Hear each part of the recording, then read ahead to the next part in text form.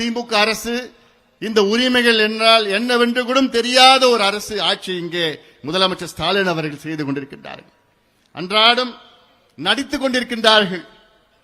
குறிப்பாக முதலமைச்சர் அவர்கள் அன்றாடம் பார்த்தாங்கன்னா ஒரு 2 மணி நேரம் கால் ஷீட் முதலமைச்சருக்கு வருவாரு, ஒரு ஆக்ஷன் அப்படின்னு சொல்லுவாங்க, ஒரு 2 மணி நேரம் நடிப்பாரு, அதுக்கப்புறம் முடிஞ்சிடும், அதுக்கப்புறம் வீடியோ போட்டு அதை தொடர்ந்து நாள் ஃபுல்லா போட்டுட்டு இருப்பாங்க. இதான் நம்ம பார்த்துட்டு இருக்கிறோம். மக்கள் இன்று கோபத்தில் இருக்கின்றார்கள்.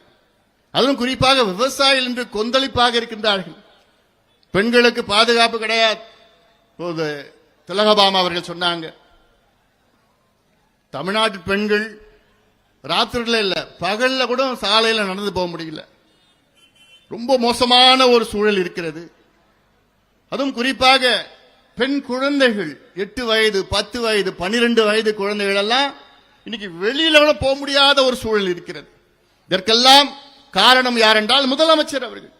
ஏன்னா முதலமைச்சருக்கு கீழே தான் இன்னைக்கு காவல்துறை இயங்கிக் கொண்டிருக்கிறது. முதலமைச்சர் தான் இதுக்கு பொறுப்பு ஏற்றுக்கணும்.